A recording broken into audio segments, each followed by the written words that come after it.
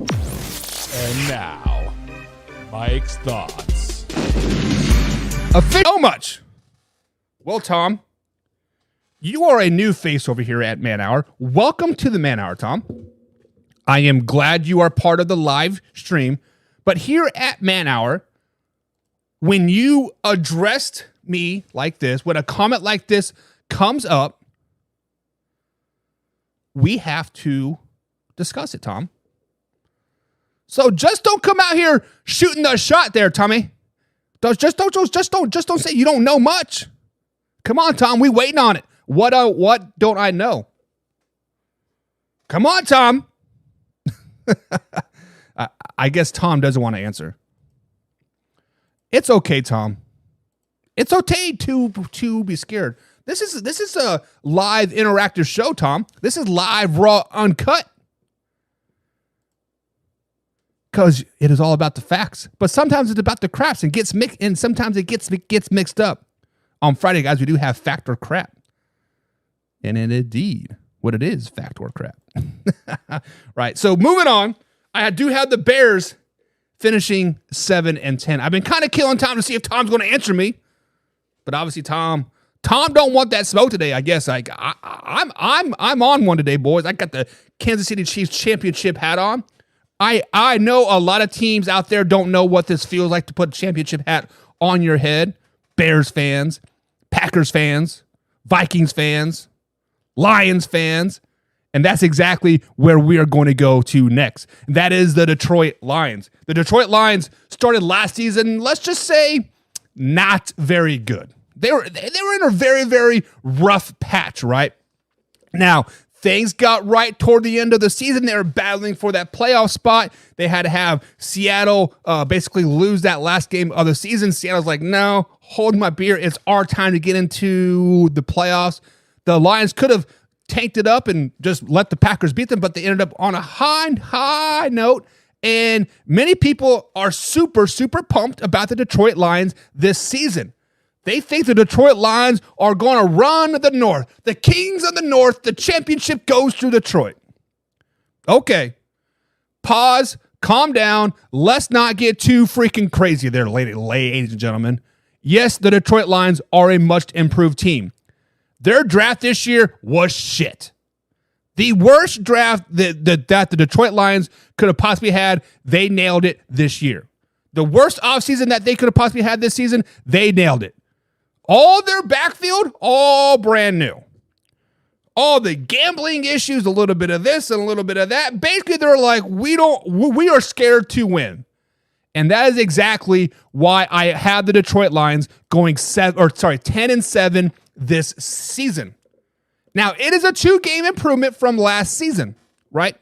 They are not a horrible team by any stretch of the imagination, but they are not ready to win a championship. They are not ready to make a deep playoff run. They are not ready to be Super Bowl contenders. So all of you Lions fans, get up in arms about it, but kick rocks.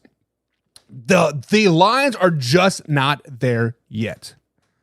10-7, nothing to be shabby about. You opened up Thursday night, NFL kickoff versus the defending Super Bowl champions, the Kansas City Chiefs. You are going to lose this game. It is what it is. I understand that defense dominates the first quarter of the season. I get it. That levels the playing field for the Detroit Lions. But Chiefs defense is better than the Lions. Give me the Chiefs. Week number 2, Seattle Seahawks come to Detroit. They win that game. Not because the Lions are better than the Seahawks, but the travel, early season travel, the 1 p.m. kickoff is like 9 o'clock on the West Coast there. And Detroit is a very, very hard place to play. They do get the first win of the season. Falcons coming to town week 3. They win that game. Week 4, Thursday night game. The Lions travel to Lambeau Field to take on the Green Bay Packers. Short work week, division game at Lambeau Field. Give me the Packers. Week 5, back at home versus the Carolina Panthers. The Panthers are going to be a very, very much improved team this year. Do not sleep on the Panthers, ladies and gentlemen, but the Lions win this game. Week number 6, they travel to Tampa Bay to take on Baker Mayfield and the Bucks. Bucks are coming off of a bye week. The Lions are they've been kind of shell-shocked a little bit. They're like, man, we should be like 7-0, right? I think the Bucks win this game. Going on to week 7, they take on the Ravens. They lose that game as well. Week number 8, Monday night game. This is the first Monday night game in Lions history, it seems like, right? Raiders come into town. Motor City's going to be rocking. That dome is going to be echoing super freaking loud. Lions win that game going into the bye week. Coming off the bye week, they travel to LA to take on the Chargers. They win that game as well. Week 11, week 12, division foes, Bears and Packers both come into Detroit. They both win both of those games. Another Thursday night game for the Lions and Packers. That's kind of weird, but whatever. Week 13 here, they travel to New Orleans to take on the Saints. Saints win that game. Very tough place to play in Mercedes-Benz. It's called Caesars Dome now, right? Very, very tough place to play. Week 14, traveling to Soldier Field to take on the Bears. Bears are coming off a bye week. The Bears win that game. Week 15, Broncos coming to town. Saturday afternoon game. Lions win that game as well. Week 16, making that playoff push, right? Must win versus the Minnesota Vikings. As I said, the Detroit Lions are not there yet. They're not ready to compete for a championship. They lose to the Minnesota Vikings. Week 17, travel to Dallas. They beat the Cowboys. I like that game. They beat the Cowboys. Week 18, finish up versus the Minnesota Vikings back-to-back weeks, basically, and they beat the Minnesota Vikings at home the following week, giving them a 10-7 record. Now, you might be thinking, how is that not good enough to win the division?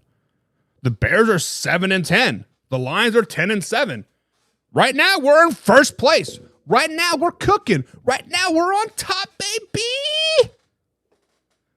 Hold the ropes here. Hold the ropes here. You still got the Minnesota Vikings. You still got the Green Bay Packers.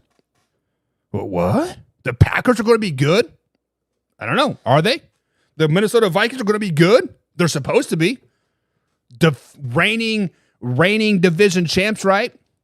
Reigning everybody mock us. Reigning, hey, here we go again, right? The Minnesota Vikings, guys, they are a team that I don't know what their MO is at the end of the day. People are saying they're going to bring back Dalvin Cook. They're going to do this. They're going to do that. Why release a guy just to bring him back? I understand less money, whatever, contract, whatever, right? But the Minnesota Vikings, reigning division champions, arguably one of the front runners, right? It's supposed to be them and the Detroit Lions. I had the Vikings going 10-7 this year as well. Same as the Detroit Lions. So it's going to come down to a tiebreaker, right? For first place, right? We will see. We'll see how the tiebreaker falls out here. But week 1, the Buccaneers come into town to take on Kirk Cousins and the boys. I think the Bucs upset them week 1.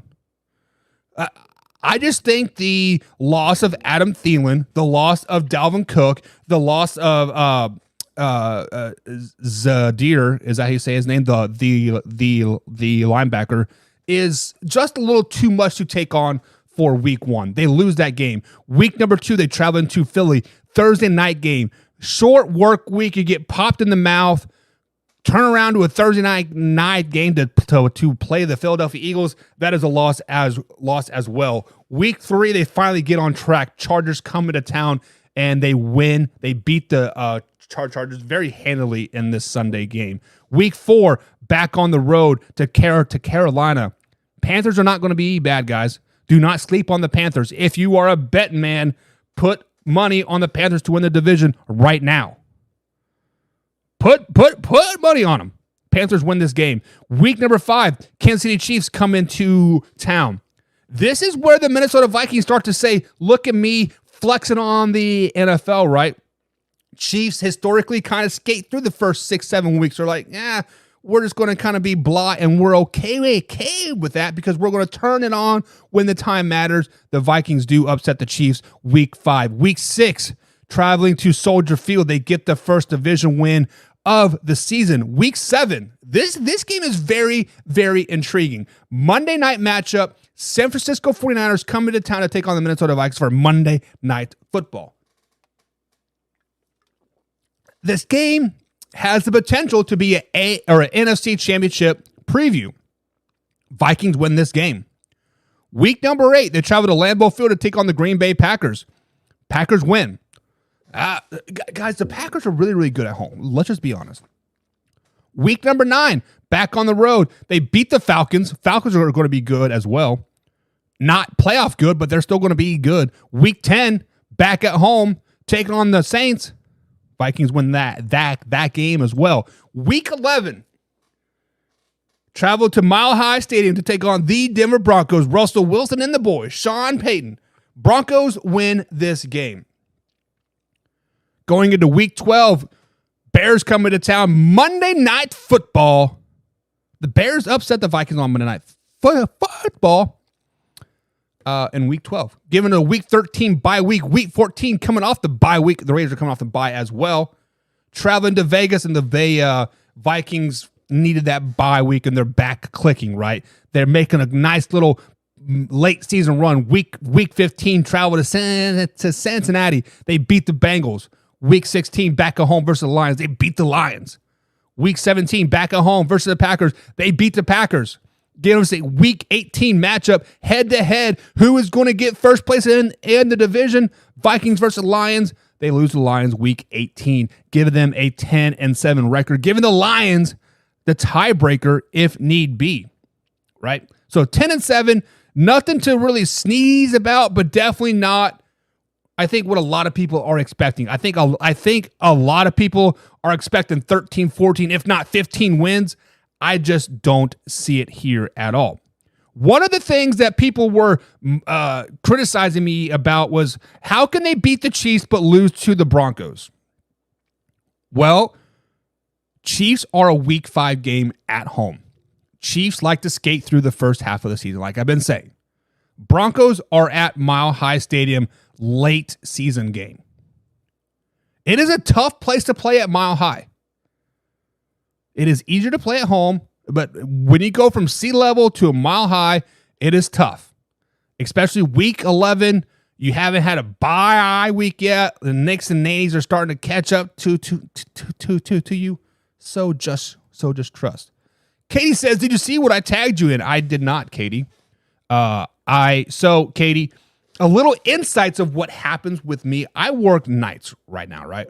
So I go to work I leave my house about 8:30, get to work about 9 o'clock. I work till 6 a.m. From 6 a.m. until about 12:30, I am KO'd. I am out 100%. Wake up about 1 o'clock, I wake up at 12:30, but I come to about 1 o'clock, get a little food, get a little caffeine in me, and then I come straight to the desk here. I start prepping for the show, and then I give you man hour.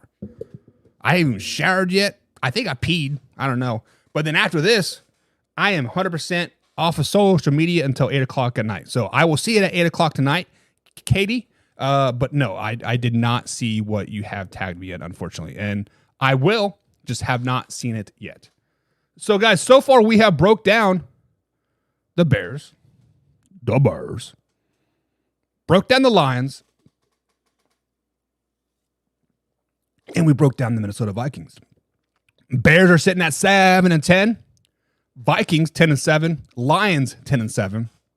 So, are we in a 2-horse race between the Lions and Vikings?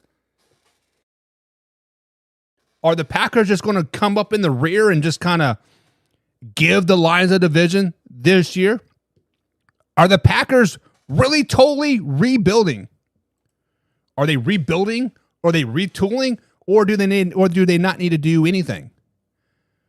Questions must be answered, and we are going to answer those questions for you. The Green Bay Packers did miss the playoffs last season because of the Seahawks win.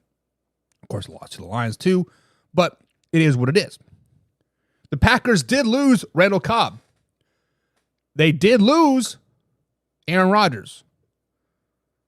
But I feel that the addition by subtraction by the Green Bay Packers will hurt them early off in the season as far as like big motivational wins, right? If they were to play some tough games.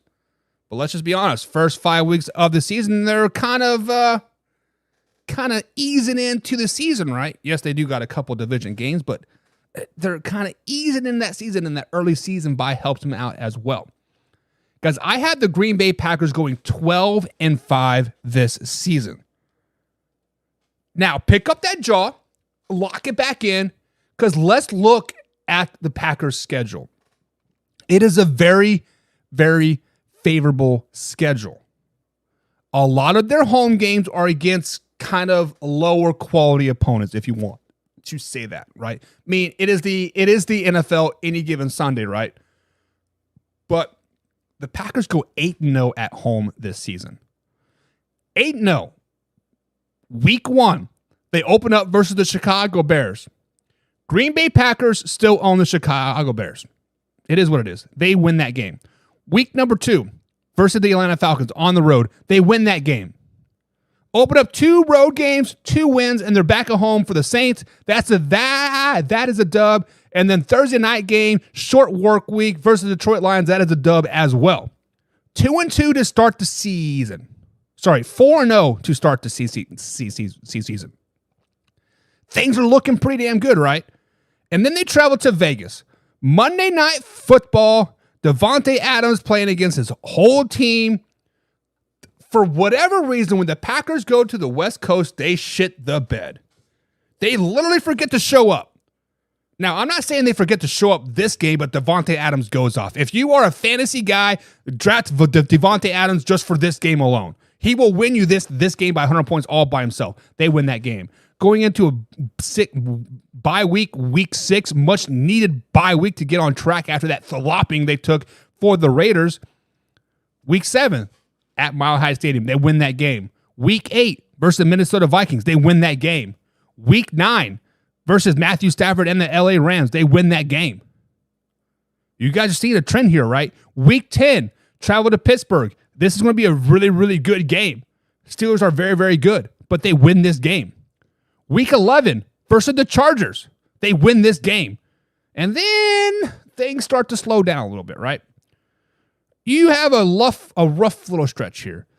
Thursday night, you travel to Detroit. Short work week. You are skating high. You're on a 1, 2, 3, 4, 5 game winning streak. Lions smack you back down to size like a little bit. They lose that game versus the Detroit Lions on Thursday night. That SmackDown came in a perfect time because Kansas City Chiefs come into town here. And the Packers beat the Kansas City Chiefs. Mid-season Kansas City Chiefs at Lambeau Field. Packers win that game. Then they travel to New York. Monday Night Football. Danny Dimes versus Jordan Love. Giants win this game. Week 15, Bucks come into town. They win that game. Week 16, travel to Charlotte, North Carolina, take on the Carolina Panthers and Bryce Young. Lose that game. Lose Week 17 versus the Vikings at the Vikings to finish out the season versus the Bears, beating the Chicago Bears for Week 18, giving them a 12-5 record on the season. Very, very good season. Very good season. I see people in the chat right now. Oh, they're 12-5. You got the colors mixed up. You got this messed up. Why? The Packers are a very, very young team. The Packers are... So, this is what is different about the Packers this season. Yes, with Aaron Rodgers, you knew you were going to get 8, 9, 10, 11, 12 wins, right? That was your ceiling and your floor. 8 wins floor, 12 wins ceiling, right? You knew exactly where you were going to be. With Jordan Love, you have a really high ceiling and a really low floor. I think Jordan Love is going to come out and ball this season. I think Jordan Love is going to blow people out of the water. We're going to be talking about Jordan Love about a top 10 quarterback all season long. Now, couple years down the road, he's going to be a nice little mediocre, nice little, Kirk Cousins type of quarterback, right?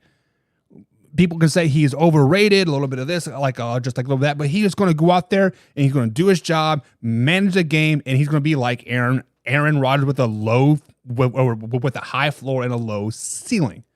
But this year is the exact opposite. Huge ceiling, also, but a huge floor. So that gives us the rankings of the NFC North, guys. Okay. I have the Chicago Bears coming in at a 4 seed at 7-10 on the year with a 2-4 divisional record. Minnesota Vikings will be 10-7 with a 3-3 divisional record. And the Detroit Lions will be 10-7 with a 3-3 divisional record as well. The Lions will own the tiebreaker by beating the Vikings week 18. And the Packers come in at first place at 12-5 with a 4-2 divisional record, winning the NFC North, getting back to the playoffs. Now, I'd be curious what you guys think about. I think about this. What are you guys' thoughts? Do you agree with this? Do you disagree?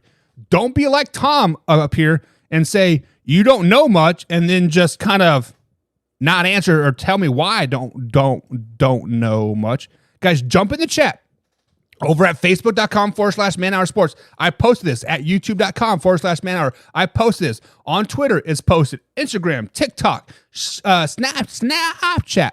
Wherever you want to look at it, it is posted. Let me know your thoughts and we will have a civilized conversation about it. But remember, I fight fire with fire. So if you want to come at my head, I'll come at your head. That is not a threat. That's a promise, baby. I'm totally kidding. But guys, that is going to be it for today. I noticed we forgot to do the new news, so I guess we'll do that right now. Ravens fullback Patrick Richard will start training camp on the pup lift after going off-season hip surgery, says Coach John Harbaugh. J.K. Dobbins for the Ravens did not practice on Thursday, but he is expected to be rating by training camp. And wide receiver Odell Beckham Jr. did not practice for this final mini-camp practice due to an illness. I don't know. Denver Broncos running back Shaheed Perine, who left practice Wednesday, has a bruised thumb. Running back Javavion Williams is doing well on his road from ACL injury, says Coach Sean Payton. Payton says he's still optimistic that Williams will avoid the PUP list to open up training camp. Green Bay Packers linebacker Rashad Gray has no return date set as he continues to rehab his ACL. He says, and I quote, "I'll be ready when I'll be ready." Indianapolis Colts signed safety Michael Tunzel. Kansas City Chiefs signed wide receiver Rashid Rice, a second-round pick from 2022 NFL Draft, has officially signed his rookie deal. And the Buccaneers signed Ricardo Bubbles Blankenship after a mini-camp tryout this week. So Buccaneers have their kicker that they can fire by week 5. But guys, that it is what it is. Tomorrow we're breaking down the AFC East. Miami Dolphins, Buffalo Bills, New England Patriots, New York Football Jets. Who wins the division? Who wins it? Who wins it? Who wins it? Find out, guys, tomorrow right here on Man Hour, 2 p.m.